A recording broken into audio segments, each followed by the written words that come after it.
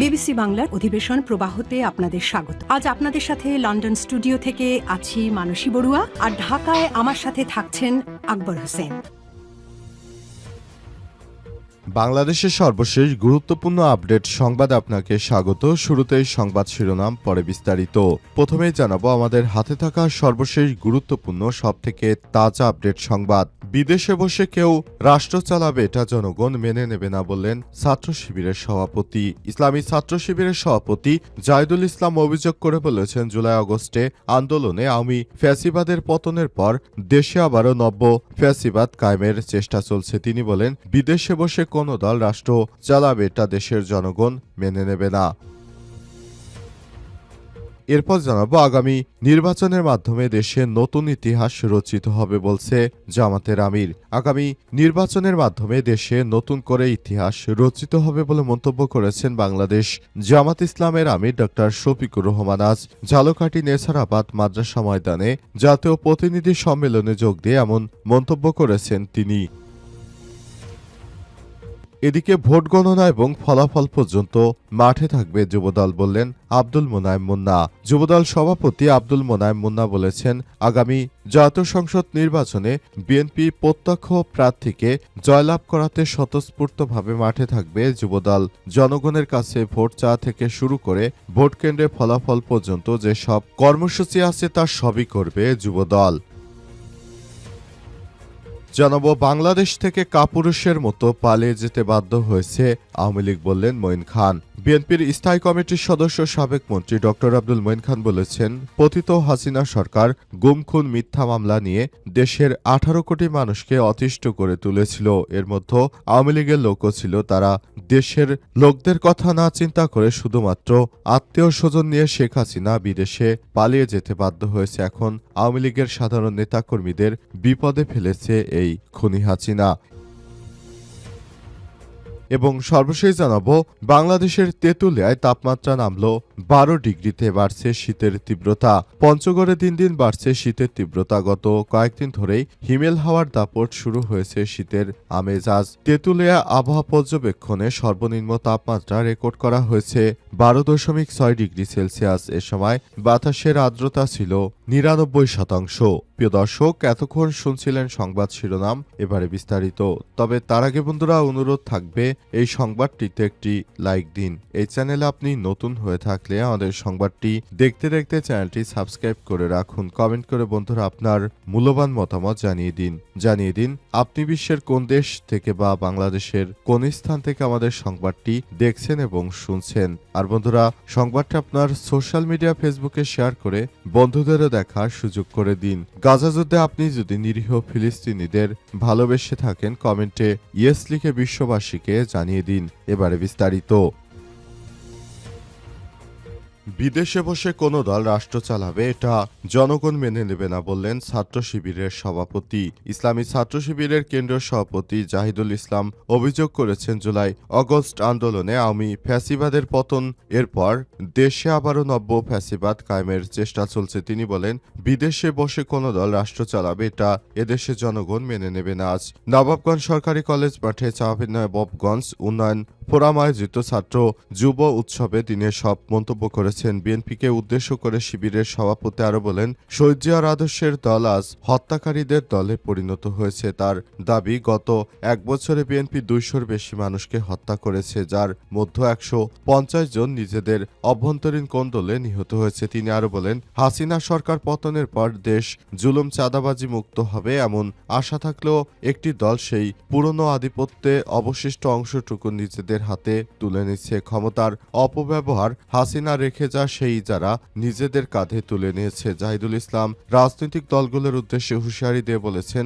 বাংলাদেশে রাজনীতি করতে হলে জুলাইয়ের আকাঙ্ক্ষা লালন করতে হবে। ফ্যাসিবাদ মুক্ত উদার মানসিকতা ছাড়া এখানে আর রাজনীতি করা চলবে না। সীমান্তে হত্যা, পানি সংকট সহ বিভিন্ন বিষয় নিয়ে যেসব সমস্যা বাংলাদেশে তৈরি করেছে তারা সেগুলো মোকাবেলা করার জন্য আমাদেরকে অবশ্যই ক্ষমতায় গিয়ে তারপর পরিস্থিতি সামাল দেওয়ার জন্য সর্বোচ্চ চেষ্টা চালিয়ে যেতে হবে। তা না হলে নতুন বাংলাদেশ গড়ে তোলার যে আকাঙ্ক্ষা আমাদের মধ্যে ছিল সেই বিষয়টি আমরা দেখতে পারব না। আগামী নির্বাচনের মাধ্যমে দেশে নতুন ইতিহাস রচিত হবে বললেন জামাতের আমির। আগামী জাতীয় সংসদ নির্বাচনের মাধ্যমে দেশে নতুন এক ইতিহাস রচনা হতে চলেছে বলে মন্তব্য করেছেন বাংলাদেশ জামাত ইসলামের আমির শফিকুর রহমান। তিনি বলেছেন, দেশটাকে সুন্দরভাবে গড়ে তোলার জন্য আমাদের প্রতিটি নাগরিককে একসঙ্গে মিলেমিশে কাজ করতে হবে। আমরা মনে করি দেশটা গড়ে তুলতে হলে আমাদের অবশ্যই নিজেদেরকে আরও ভালোভাবে গড়ে তুলতে হবে। সেজন্য ইতিমধ্যে আমরা কাজ শুরু করেছি এবং আমরা বাংলাদেশটাকে একটা ভালো অবস্থানে নিয়ে যাওয়ার জন্য যে ধরনের কর্মকাণ্ড পরিচালনা করা যায় তার সবকিছুই করছি।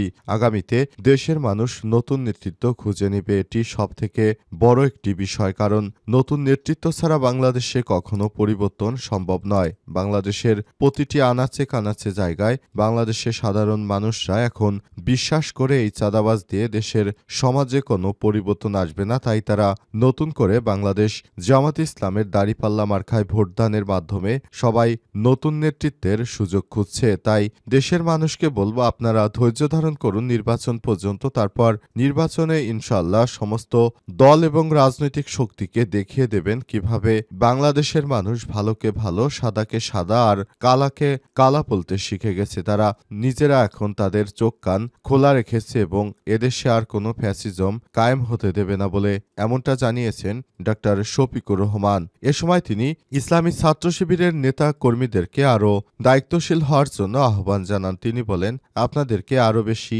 মানুষের কাছে পৌঁছাতে হবে, আরও বেশি দায়িত্বশীল আচরণ করতে হবে। তা না হলে বাংলাদেশের অভ্যন্তরে কখনো এদেশে ভালো কোনো কিছু আমাদের অর্জন করতে দেবে না। সে বিষয়টি আমাদেরকে অবশ্যই মানতে হবে।